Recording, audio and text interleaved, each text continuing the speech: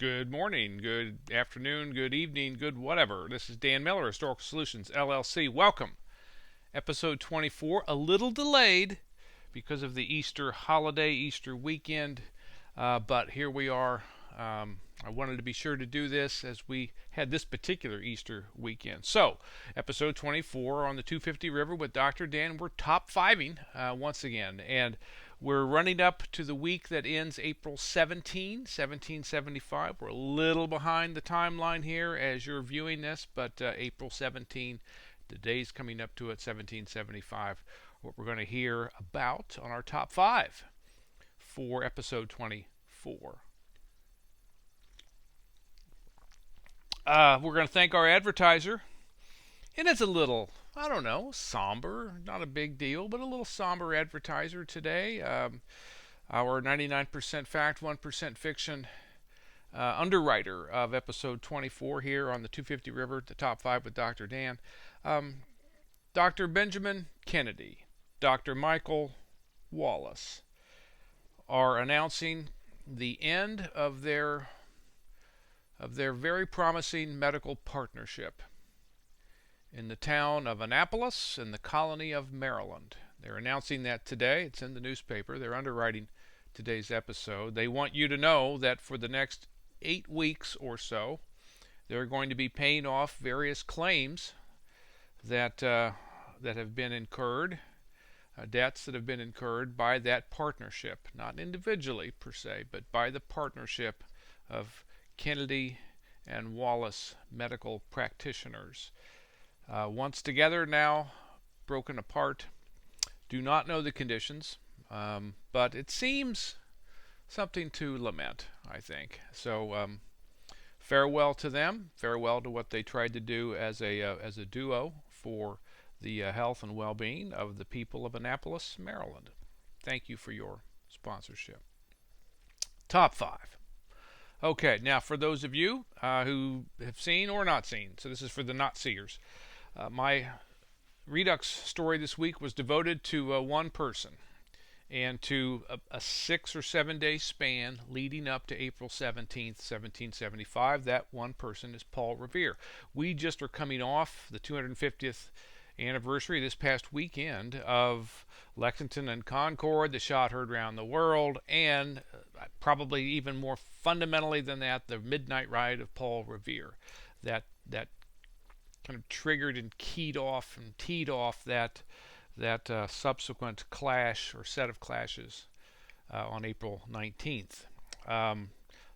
I wanted to kind of keep in staying with what my theme is, which is up to the particular day, April 17. That was my Thursday posting of the story. I wanted to keep with that and not go ahead. So I looked into Paul Revere's life. I've got 5 things from that I think are important. Hang on.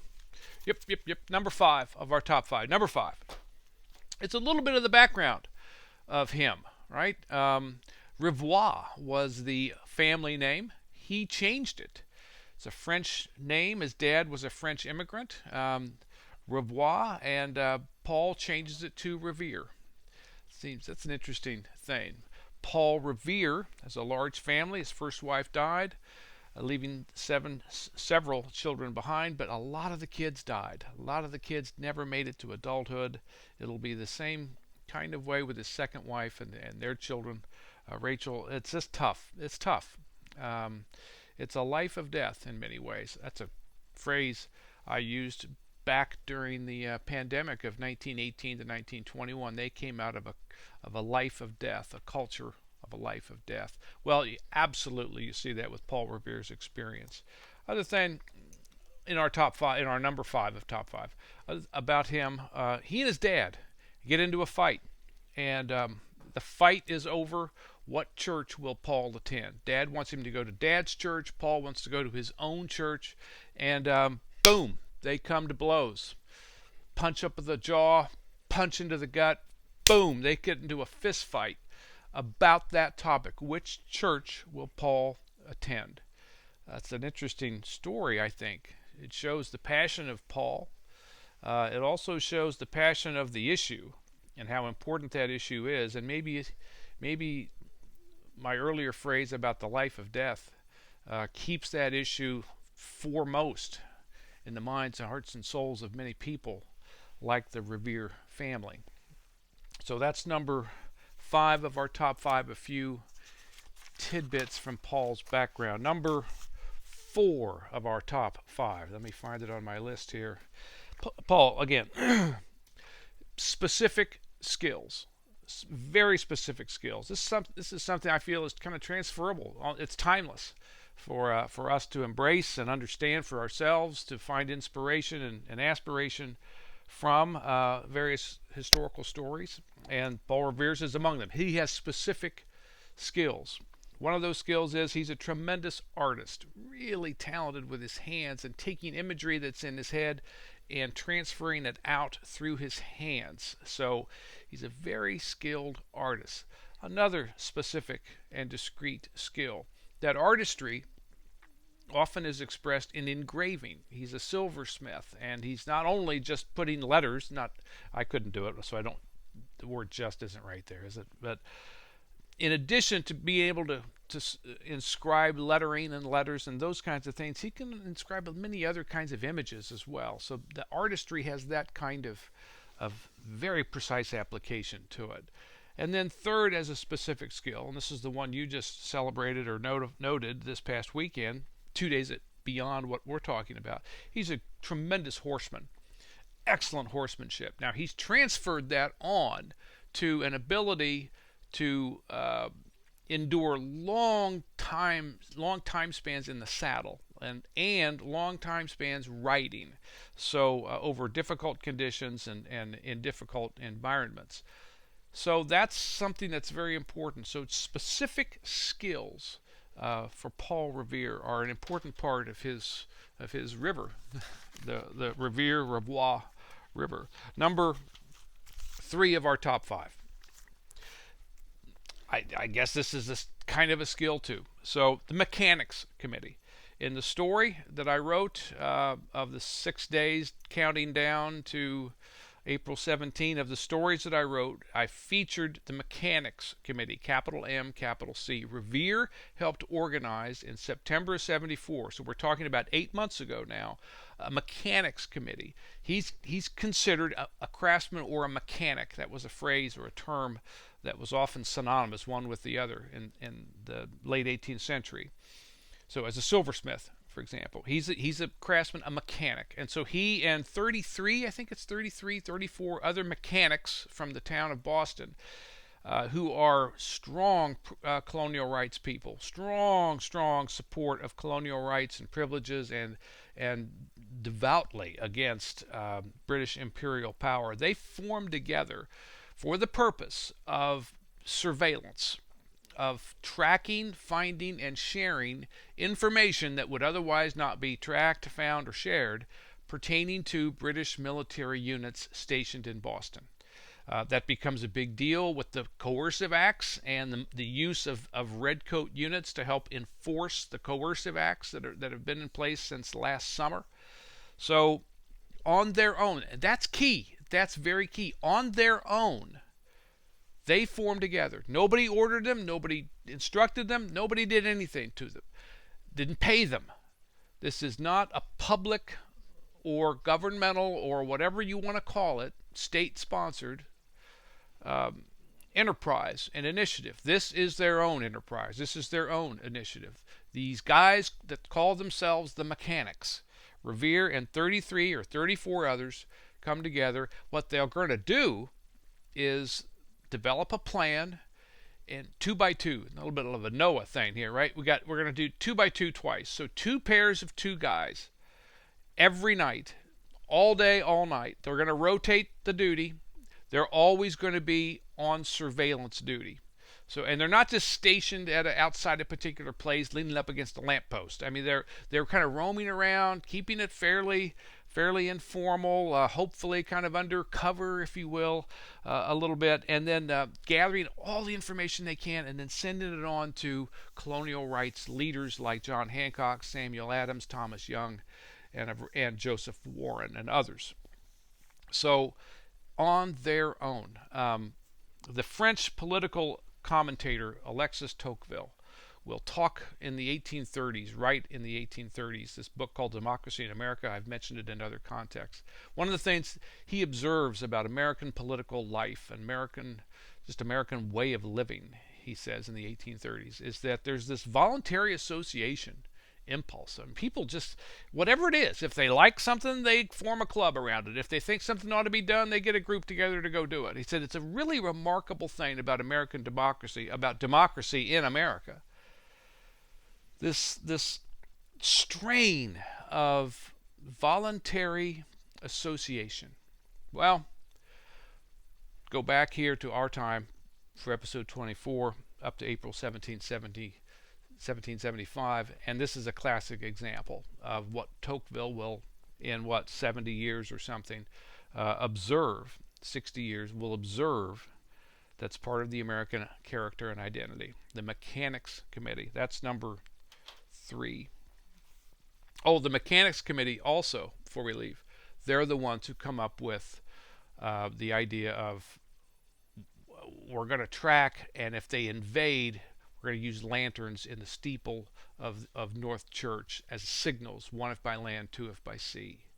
So the Mechanics Committee's got a lot going on here as we come to April 17, 1775. Number 2.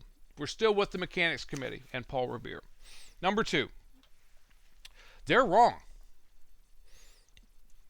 Take what I just told you was their whole reason for existence, their raison d'etre. They only exist to find and share information that would not otherwise be gathered about the military, the British military. About a week and a half ago, more or less, in April of 75, Revere starts another. He's on horseback a week and a half ago, riding like mad. The British are coming. Head straight to Concord and go tell John Hancock. Go tell Samuel Adams. They're going to be kidnapped. They're going to be arrested. British are coming. Get everybody, hide stuff. British are coming. They were wrong. That ended up being a false alarm. Now the plan's in place. The plan's being considered and refined and everything else, but it doesn't happen earlier in April. And I find this interesting that, and maybe I'm a little too much 2025 in here, right? But I wonder how many of us now in a situation like this, you got it wrong, where now we'd say, you're an idiot, you're a loser. Why would we ever listen to you? Shut up. So the fact that they were wrong, but then they're going to be right and people will listen to them the next time, I find that a very striking thing, and worthy of our number 2 spot here in the top 5. And then finally, boom, boom, number 1. Both sides know. Revere clearly knows. He was wrong about the timing, but he knows it's verified. He's just staking his life on it. The mechanics are staking their life on it. Everybody's staking their life. We know what's happening. We've got secret information coming from inside General Thomas Gage's inner circle. This is going to happen. This is happening. It's just a question of what hour, what minute, what day. So, and Gage knows. Gage knows that they're going to be. He wants to kidnap. He wants to organize. He wants to strike. To put together a strike force. Go inland. Go inland and seize key leaders. Go inland and seize or smash key supplies. Go inland and come back and demonstrate we're in control. You're not. Both sides know. You know what this reminds me of a little bit, and this is not a bad thing to just kind of sit on. I won't do it now because we're into my time here. But Pearl Harbor, Japanese strike planned. Boom, we got a purpose for this. There's pretty much good, very solid knowledge in top circles, in key circles on the American and British sides that something's going to happen. Yeah. They think it's going to be somewhere else. They think it's going to be, Singapore or wherever. But yeah, something's going to happen. Just a question of when. And we're kind of okay with that. Churchill, we're okay because that's what it's going to take to get the United States directly into World War II. in a fighting way. So yeah, so there's a little bit of a Pearl Harbor rhyme with this. I think that is an interesting way to think of it. I'm going to wrap up. I know I'm going a little long, but big point, big idea for today as we're going forward. This is the end time, and what I mean by that, not eschatology. This is the last days of peace, the last days of non-war. In 48 hours from what we're talking about, April 17th, 48 hours into the future by the 19th, a reality of warfare, of war waging, will have opened up.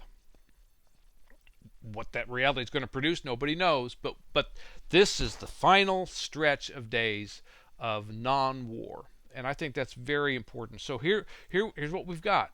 We've got American Union, capital U, capital A, capital U. The American Union, so young, is now meeting the reality of war that has not yet existed until right about now. Things are going to change. This is a new reality. The old reality didn't have it. The new reality will have it. What that will look like, no one yet knows. No one's yet experienced. But war is here. War will be here. That's a very important point. Things will change because of that reality and because of that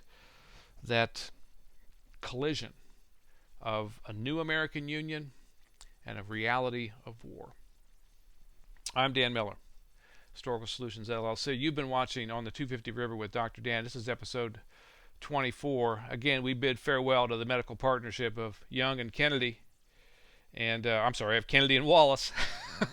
A young Kennedy and a young Wallace. Thank you so much for watching. Thank you for being with us today.